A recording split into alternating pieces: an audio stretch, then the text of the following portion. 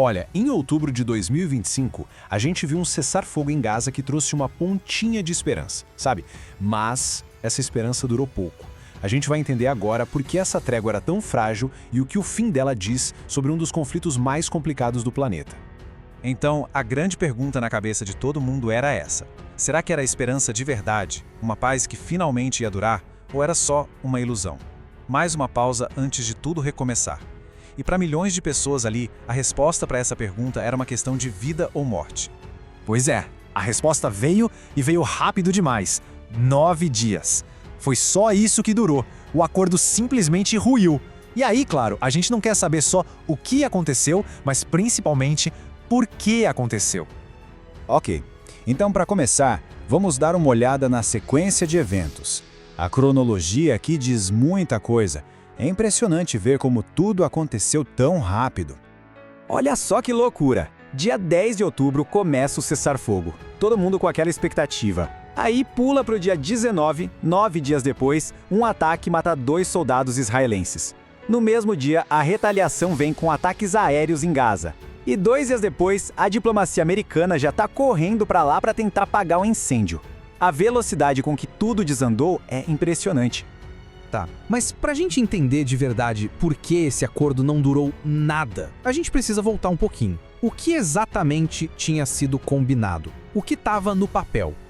Então, o acordo parecia bem completo, né? Tinha a troca de prisioneiros e devolução de corpos, a abertura de corredores humanitários, que é super importante, compromissos formais de não agressão e até o monitoramento das forças dos dois lados. Foi um acordo mediado pelos Estados Unidos, com a ajuda do Egito e do Catar. No papel, parecia bom. O problema é que desde o primeiro dia, os especialistas já estavam avisando: cuidado, isso é frágil. Por quê? Porque a desconfiança entre os dois lados é gigantesca, histórica, e faltavam jeitos mais concretos de garantir que todo mundo ia cumprir o combinado. E aí, claro, com a trégua quebrada, a situação vira uma crise diplomática na hora. E começa aquele jogo de empurra-empurra, com um acusando o outro. E é exatamente isso que a gente vê aqui. De um lado, Israel diz que os ataques aéreos foram necessários para neutralizar ameaças. Do outro, o Hamas nega qualquer envolvimento direto no ataque inicial aos soldados. Ou seja, é a palavra de um contra o outro. É a quebra total de confiança na prática. Fica quase impossível manter um acordo de paz de pé quando não existe o mínimo de confiança.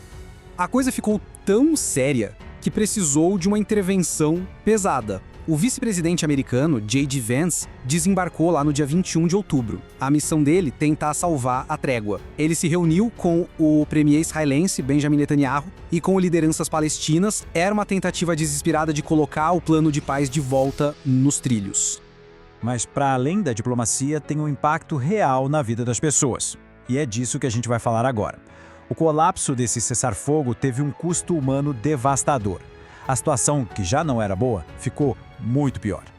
Olha esse número, mais de 68 mil. Segundo o Ministério da Saúde de Gaza, esse é o total de palestinos mortos no conflito. É um número chocante. E é bom lembrar que ele inclui tanto combatentes quanto civis, e que é muito difícil ter uma verificação independente. Mas de qualquer forma, a escala da tragédia humana que esse número representa é alarmante. Durante a trégua, um pouco de ajuda conseguiu chegar. Foram mais de 500 caminhões. Pode parecer bastante, mas a realidade é outra. As agências humanitárias dizem que precisaria de pelo menos o triplo disso todo dia só para atender o básico do básico de uma população que está passando fome. E as consequências no dia a dia são terríveis. Os hospitais estão enfrentando uma escassez gravíssima de medicamentos, a passagem de Rafah, que é uma via de escape e de entrada de ajuda, foi fechada, e ainda por cima surgiram relatos de abusos entre os prisioneiros que foram devolvidos. Cada um desses itens aqui sozinho já seria um desastre humanitário. Tudo isso nos leva a uma questão mais profunda, né? Por que é tão difícil manter qualquer acordo de paz naquela região? Claramente, não é só por causa de um único ataque. Tem algo maior por trás. E esse algo maior pode ser resumido em uma palavra: desconfiança.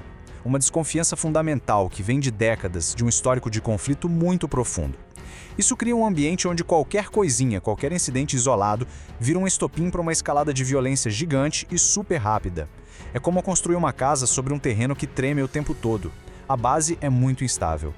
E essa frase de analistas de segurança internacional resume tudo perfeitamente.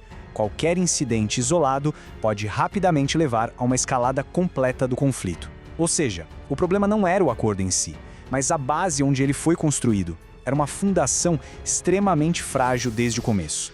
Enquanto essa desconfiança tão profunda não for resolvida, qualquer trégua vai estar sempre por um fio. E isso nos deixa com essa pergunta, que é a pergunta de $1 milhão, né? No meio de um ciclo de violência que parece não ter fim, será que só a diplomacia consegue construir uma paz que dure de verdade? Ela é fundamental, claro, mas é o suficiente para quebrar um ciclo tão antigo e tão profundo? É uma pergunta que, infelizmente, continua sem uma resposta clara.